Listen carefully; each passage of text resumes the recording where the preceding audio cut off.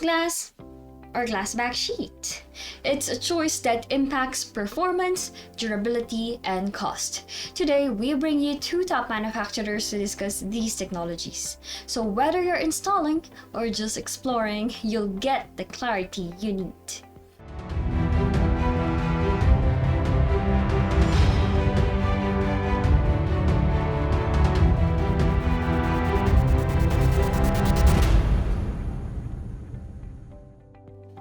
Good day, ladies and gentlemen, and welcome to Tech Titans here on TradeTV, the show where we bring industry leaders together to discuss insights and technologies driving the solar industry.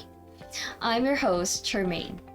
And I am Jez. And I'm here to dig deep and make sure that no claim goes unchecked. So, let's get to it. Joining us today are representatives from Eurener Group and FuturaSun. Both companies are manufacturing glass and Glass-Backsheet modules in Europe. So my name is Lisa Hirvonen. I work as sales director and product manager for the Italian company FuturaSun. And FuturaSun is a model manufacturer, and we can also proudly say that we are the only Italian model manufacturer with its own factory in China. My name is Thiago Cruz. Eurener is one of the pioneers in PV manufacturing. So we've been manufacturing PV modules since 1997 in Spain.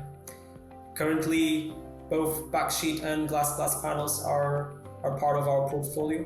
Let's dive into our first segment, which is the durability and performance. All right. My first question goes to Thiago. Given that glass backsheet panels are easier to handle, do you believe they compromise too much on durability for the sake of convenience?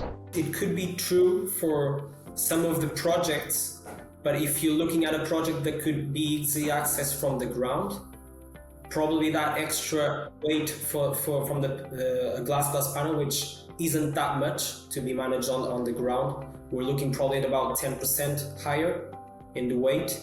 It couldn't be that much difference. If we were looking at residential, there could be some complications depending on how you've prepared the access to the roof. If we talk about the Glass-Backsheet model, made with high quality components and an excellent manufacturing process, I wouldn't say that we go and compromise the durability of that.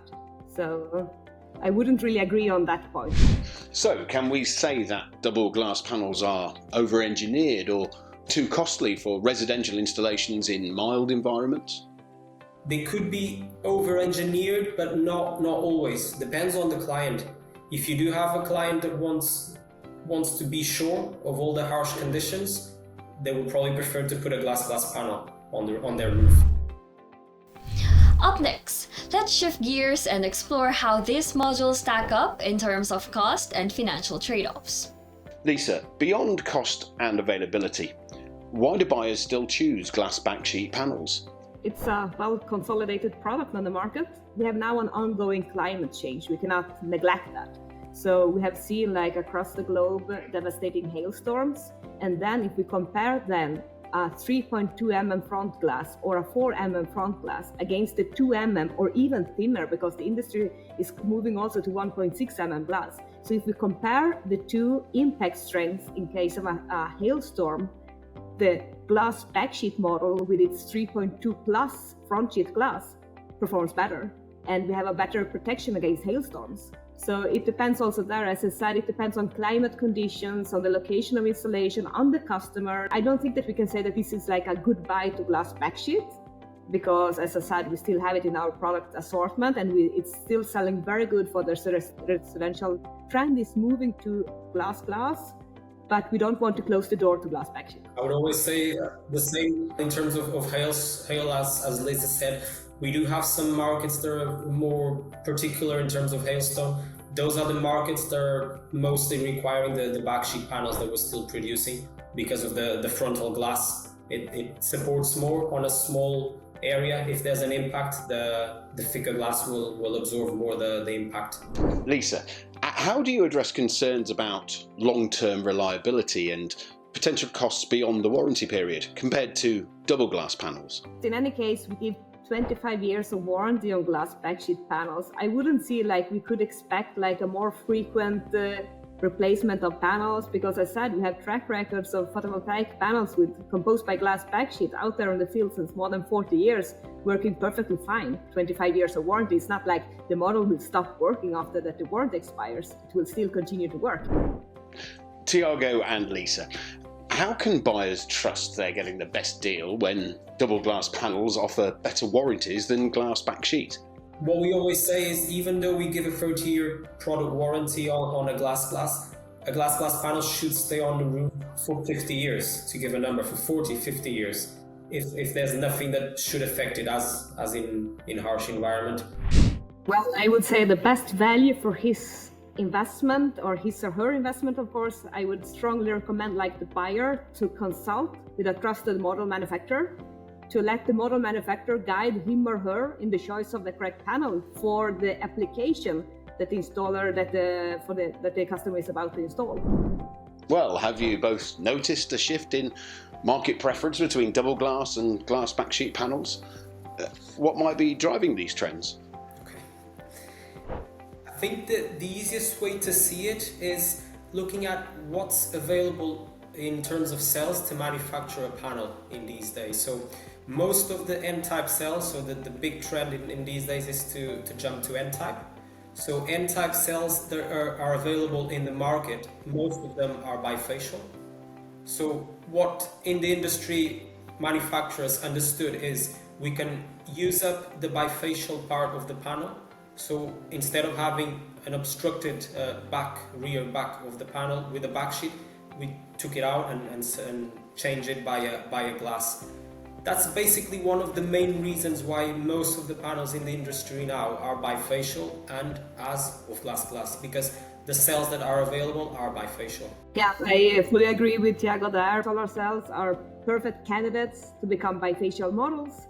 So they're of course also automatically leading into glass panels in order to be able to benefit also from the bifacial yield. And I see the trend moving into that direction, what is the current industry standard, because also of course us as manufacturers, we must use the materials that we find available on the market, but we must also drive the industry to anticipate the market according to the new market needs. Like I said, also climate is changing, so also according to that we need to study our panels to adapt them to be able to face harsher climate conditions. Brace yourself because we're halfway through our program. Let's dive into the installation and environmental impact of these modules. Well, how does the 10% added weight of double glass panels affect their installation on residential roofs? If we're looking into a residential roof, probably a standard installation would be, let's say, 10 panels. If we're looking at, let's say, 2 kilos extra per panel, so we wouldn't be looking at more than 10, 20 kilos extra in the worst case scenario. So a roof that's ready to have solar panels on their roof would be ready to have an increment of 20 kilos, let's say. Are you sure about the 2 kilogram difference? Data suggests glass panels weigh closer to 30 kilograms, while Glass-Backsheet are around 22 to 23 kilograms. When we say 2 kilos, we're referencing on the smaller panels. So the mainstream for residential would be probably 2-3 kilos more. Exactly. Maybe I can just add to that. In our case, with the FuturaSun panels, the weight difference is around, on the smaller panels, around 4 kilos. And of course, the bigger we go in model size, the bigger difference we might have. Tiago said on the rooftop, maybe you need to have 2 people handling the model, installing the model. But then, of course, at the end, it's still beneficial to go maybe bifacial and glass because of the extra yield thanks to the bifaciality or for some harsh climate conditions. Which technology holds up better against real-world stress, mechanical loads and microcracking? Lisa? It depends on the climate and where we are installing the panels. We are installing a panel, for example, in Norway or in Sweden or in Alpine areas in Austria or in Swiss. Maybe we wouldn't maybe recommend certain panels for that specific customer with those kind of climate conditions.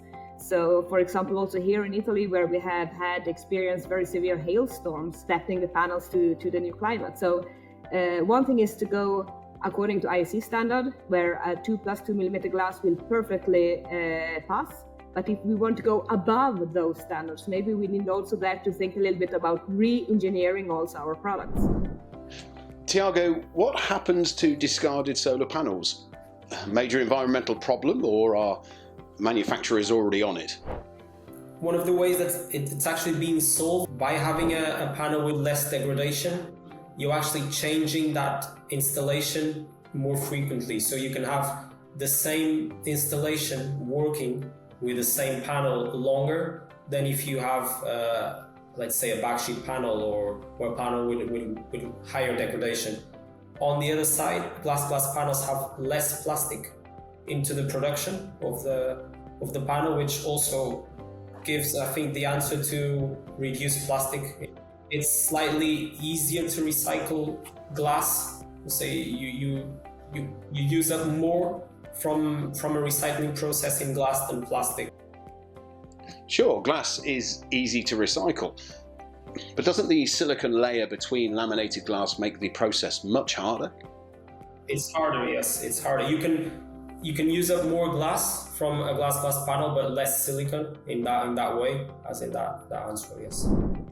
Lisa, are you taking any steps to make your panels more recyclable? Any specific initiatives in place?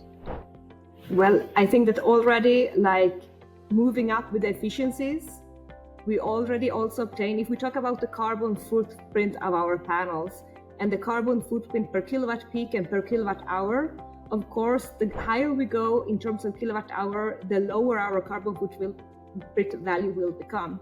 So of course, to reach a model that is as recyclable as possible. But already today, like with standard panels that we have today, they are like recyclable for over 80%.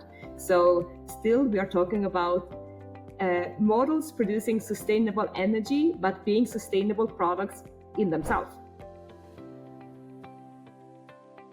Aesthetic appeal is a topic that often gets overlooked. So from your point of view, Tiago and Lisa, whether it's residential or high-scale installation, does this matter? PV panels, either if composed by glass or Glass-Backsheet, we're talking about versatile technology. So in terms of aesthetics, in terms maybe for utility scale or on industrial roofs where you cannot see the panel, maybe there, okay, it doesn't matter that much. But if we talk about the residential segment, of course, it's important also for us like manufacturers to produce also elegant panels looking nice on the rooftops. I think on one point, as if you look into a glass panel with its transparency, it can actually be better integrated into, let's say, pergolas, carports, any location that you need sun to go through it. A glass panel would give a good reply to that. Sometimes you have end users come to us and they ask for a panel that will produce enough energy for them, but at the same time they want light to pass through it. So we would recommend a transparent glass panel for that. And that's a wrap. That brings us to the end of this exciting episode of Tech Titans. Thank you so much, Tiago and Lisa, for sharing your time and insights with us today and for bringing such a meaningful discussion to the table. Thank you. Thank you for your time and thank you for inviting us. Thank you all. I believe it was a great session, Charmaine. We had an insightful discussion. Now, if you've enjoyed today's episode of Tech Titans, don't forget to like, share and subscribe. Once again, thanks for watching ENF TradeTV, your trusted source for all things solar.